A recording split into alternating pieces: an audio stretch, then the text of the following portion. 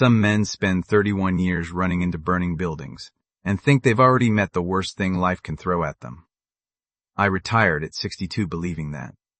Then a stranger called me at midnight about a bench outside a community center, and I learned the worst thing doesn't smell like smoke at all. It smells like a 9-year-old boy's backpack. Backpack. Friday, September 12th, Bozeman, Montana, 11:52 p.m. I was asleep in my chair, ball game finishing on the TV, cold meatloaf on the side table. A 68-year-old widower's Friday night. My phone lit up. Unknown number, local prefix. I nearly let it ring out. Is this Walter Kearney? It is. Sir, my name's Hollis Prout, night cleaning at Gallatin Community Center. Your name's on an emergency card in the office. There's a boy out here on the bench. Been here since we locked up at 600. I sat forward so fast my plate hit the floor. 9 years old? Dark hair? Blue backpack with a compass on the zipper? That's him exactly. 611.50. Nearly 6 hours on a metal bench in Montana's September cold. Put him on the phone, Mr. Prout. Don't hang up. I'm 4 minutes out. Then the smallest voice I've ever heard on a telephone. Grandpa? Hey, buddy. I'm coming right now. Are you cold? A little. I'm okay, though. I've got my jacket. He didn't have a jacket. I'd bought him one the previous November. I'd later learn it had gone into a donation bag in June. Diego, sit right there with Mr. Prout. Don't move for anybody else. Silence. Then, is Mom mad at me? I stood in my dark kitchen, keys already in hand, heart slamming against my ribs. Why would you ask that? Because they left on Sunday, and I think I did something. I'd been going to camp and coming home like I'm supposed to. I didn't tell anybody. Didn't want to get anybody in trouble. Sunday. It was Friday. I don't remember putting my shoes on. I remember the drive, the corner onto Tamarack, that boy standing up under a security light, and Hollis Prout, 71 years old, with his own coat wrapped around a child who wasn't his, clearly having decided he wasn't leaving until somebody worthy showed up. Diego just walked into me and held on. I picked him up, all 61 pounds of a boy who should have weighed more, and stood there while Hollis looked away to give us privacy. Mother's phone goes straight to voicemail, he told me quietly. Father's too. Camp ended today. Nobody came at pickup. Nobody came at close. He paused. That child told me he's been sleeping at his house alone. He told me the code to his own front door. Would you write all that down? Everything, with times? I'll have it to you by morning. He looked at Diego. I hope somebody answers for this. They would. I just didn't say so yet. I buckled us both in. Diego was asleep before I left the lot. At a red light on Oak and 19th, I did the thing I told myself not to do. I opened my daughter's page. Posted that afternoon, 4:31 p.m. Orlando. My daughter Sabrina in sunglasses, her husband Grant's arm around her, my 6-year-old twin grandkids Cole and Piper in matching shirts in front of the castle everybody knows, giant Mickey ice creams in hand. Caption, our whole world, all 4 of us, best 12 days of our lives. 4. I read that word 9 times at a green light with nobody behind me and my grandson asleep in back. 4, not 5. I've stood in burning buildings. I have never been as cold as I was at that intersection. I got Diego home, tucked him into what used to be his mother's room. He fell asleep with one hand curled around the little brass compass on his backpack strap, the one I gave him the day his adoption went final, when he was 4 and had already lived in 3 houses that weren't his. A compass means you always know which way home is, I'd told him. Then I made coffee. I had no business drinking and opened a notebook. Every date, every hour, the camp's name, the custodian's number, the post's timestamp, Diego's exact words while they were still fresh. I wasn't angry. Anger burns hot and fast, and I've watched it take down more houses than bad wiring ever did. I was writing because 31 years on an engine company teaches you one thing. The people who win are the people with a report. At 2:40 a.m., I searched Attorney Child Bozeman. Second result, Marisol Vega, Vega Family Law, 19 years. And beneath her photo, the line that made me sit up. Former staff attorney, Montana Department of Child and Family Services. Someone who used to write the reports herself. I emailed her at 2:51 a.m. My name is Walter Kearney, retired fire captain, 68. My 9-year-old grandson was left alone for 6 days while his parents took his siblings to Florida. Found tonight outside a locked building. I have a written eyewitness statement coming and a timeline already built. I want to know everything the law allows. I'm not looking for an apology. Then I bought 2 tickets to Anchorage, Alaska. If a story like this means something to you, hit subscribe, drop a like, tell me where you're listening from. I read every comment. Here's why Alaska. Diego has a paper road map taped over his bed, an actual folded map he found in my garage among my late wife's things. He colors in a state whenever he visits one. In 5 years, he'd colored exactly one, Montana. He'd lie on his stomach on my rug for an hour, pencil in hand, not coloring, just looking. At 320A. Emin, I called my daughter, knowing she wouldn't answer, wanting exactly that for her to wake up in a Florida resort bed and find her father's voice waiting like a letter from a lawyer. Hey, sweetheart, got Diego with me tonight. He's fine. He's asleep. Turns out he's been on his own a while. Don't cut your trip short. He and I are taking a little trip of our own. We'll talk when you're home. Saturday morning, Diego shuffled into the kitchen, hair sideways, compass in his fist. Grandpa, why are you dressed like that? Man wears a real shirt when he's flying. Flying where? Alaska. He looked at me the careful way kids look when they've been disappointed enough times to check the exits first. For real Alaska or pretend Alaska? That's the sentence I'll be hearing when they put me in the ground. For real. Wheels up at 11 Nato. He sprinted down the hall, dragging the runner rug with him, and came back clutching the map. Can I bring this so I can color it right when we land? You can color it on the plane. Monday morning, Seward, Alaska. The lodge room had a wall of glass facing Resurrection Bay. Black water, mountains dropping straight into it, fog sitting tired on the ridgeline. I drive a 22-year-old truck on principle. I nearly asked the desk clerk if there'd been a mistake. Diego stopped 4 feet inside the door and didn't move. Grandpa, is this ours? 6 days. He colored Alaska and standing up, pressing so hard the paper dimpled. Then he looked at the 2 colored states and the other 48 and said, mostly to himself, Okay. Day 1. A boat into the fjords. He asked the naturalist 11 questions in 40 minutes. A humpback surfaced 60 yards off the rail and blew, and the whole deck yelled, and Diego grabbed a fistful of my coat and didn't let go until she went under again. Why'd she come up right where we were? Because she wanted to see who showed up. Day 2. A charter captain named Ike Sorensen put a rod in Diego's hands. You bring it in, you clean it, that's the deal. 9 minutes fighting halibut. A sound out of him I'd never heard before. Then he cleaned it himself while Ike coached him low and steady. I had to look at the water a minute. Day 3. The lodge cook, Bertie Halverson, put an apron on him and taught him sourdough pancakes with a starter older than the 2 of us combined. You keep him, she told me, dead serious. This one listens. I intended to. But here's what nobody at that lodge saw. Every night, once Diego was asleep, I stepped onto the deck, slid the door shut, and called Marisol Vega at 9,000 sharp, 10,100 sharp. She picked up on the first ring every time. No pleasantries. Night 1. What you've described isn't a bad decision, Mr. Kearney. In Montana, it has a statutory definition, neglect, not a gray area. What you have is unusually clean, a third-party eyewitness with a signed, timed statement, a public post placing both parents out of state during the window, the child's own account, which I want recorded properly by someone trained, not by you, and a documented rescue by a mandatory reporter, adjacent third party at 11:05 at night.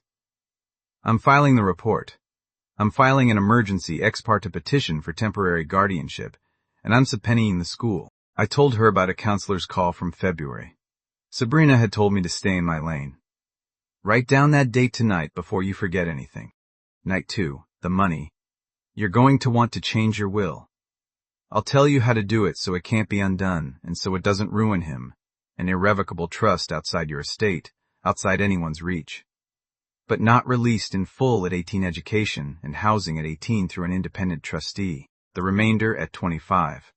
And name a successor trustee and guardian now, younger than you, because opposing counsel's first move will be your age.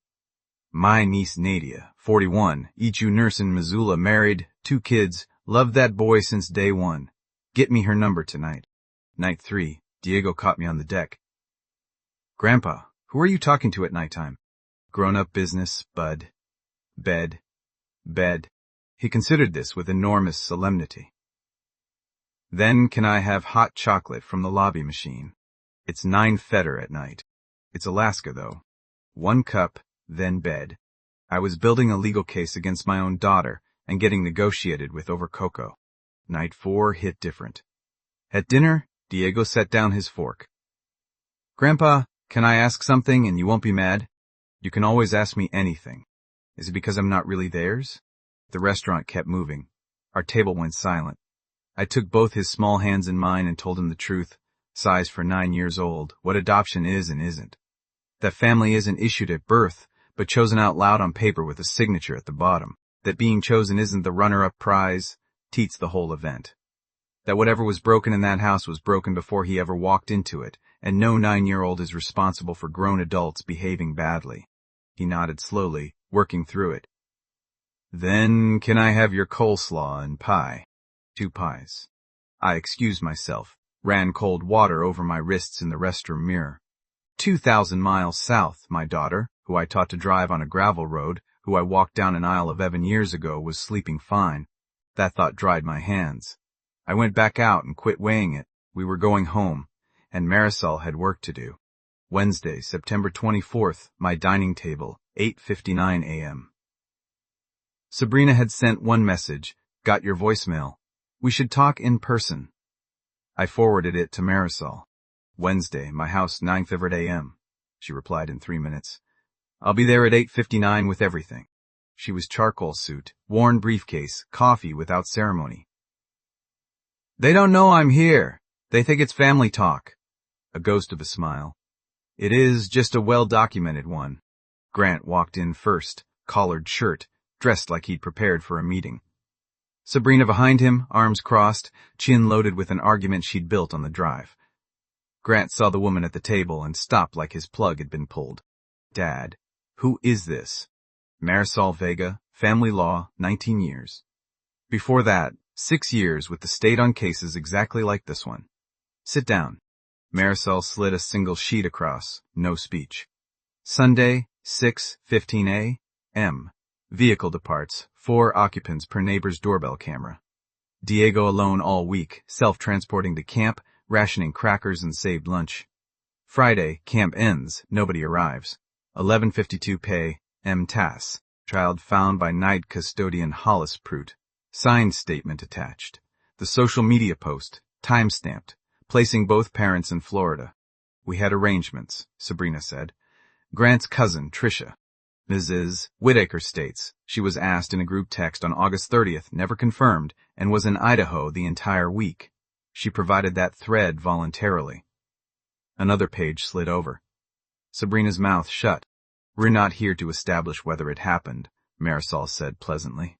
It happened. We're here so you understand what's already been done.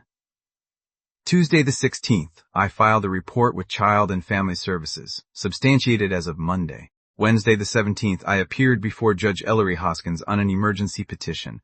Mr. Kearney was granted temporary guardianship that afternoon. It's been in effect 8 days. Full hearing October 9th. You'll both be served this afternoon. I'd rather you heard it here first. He's 68, Sabrina said, voice cracking.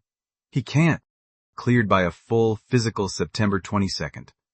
31 years public service, no record, homeowner, no debt, and a named successor guardian Nadia Corliss, 41, registered nurse, already consented and background checked. That boy will not be placed again, ever. Sabrina finally looked at me. Dad. Just that. One word carrying 6 days and 18 months and 11 years. I gave her nothing. Let her carry it herself. I knew, she said, voice coming apart, the whole time.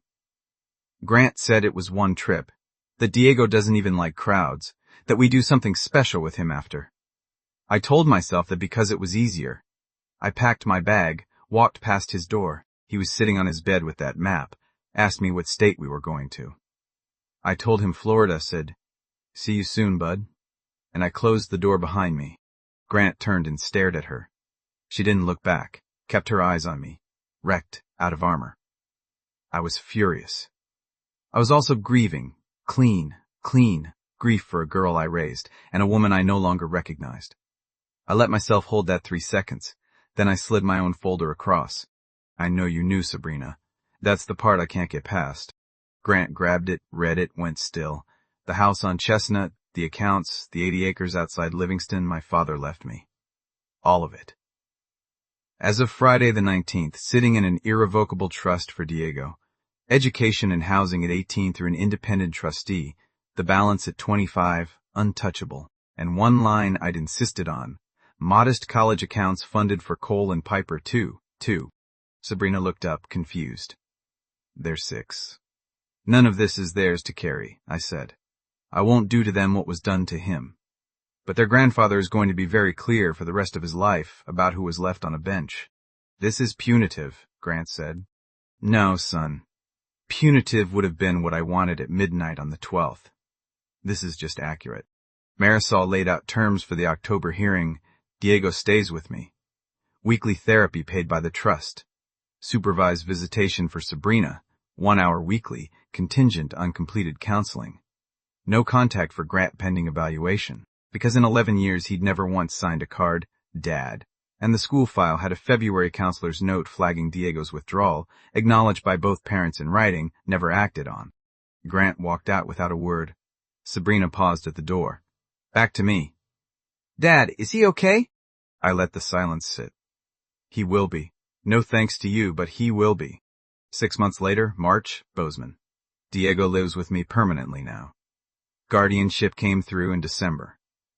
Judge Hoskins said from the bench he'd rarely seen a petition so thoroughly documented, and looked at me over his glasses when he said it. Diego's gained 11 pounds. He sees a therapist named M.S. Okanjo on Thursdays, whose office has a moon-shaped lamp, and who lets him not talk if he doesn't feel like it, which he says is the best part, and which I suspect is exactly the point. The map hangs on his wall. Alaska's colored. Montana's colored. Idaho got colored in November when we drove to see Nadia. Wyoming got colored in February because a man doesn't need a better reason than a full tank of gas. 46 states left. We're making a dent.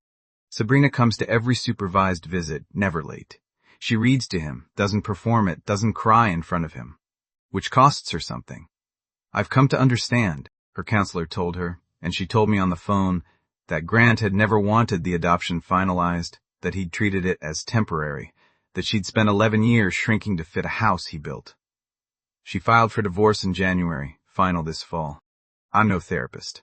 I'm a man who used to put out fires, but I know the difference between someone performing change and someone attempting it. My daughter is attempting it, slowly, badly, some weeks. Not redemption, but the road toward it. She's at least on the road. Cole and Piper visit once a month now. The first time, Piper sprinted across the room and tackled her brother. Where did you go? Diego looked over her head at me with an expression I won't try to describe. Some of you will say I went too easy on my own daughter. I've heard it from 2 of my sisters already. Thought about it at 3,000 the morning more nights than I'll admit. I'm still not certain I got that part right. But I'm certain about the rest. Last Sunday, I found Diego on the rug, on his stomach, map and pencil out. He'd drawn a small ink line out from Seward into the water, and a little shape at the end of it. What's that, bud? Where the whale came up, he said, without looking away. So I don't forget where it was.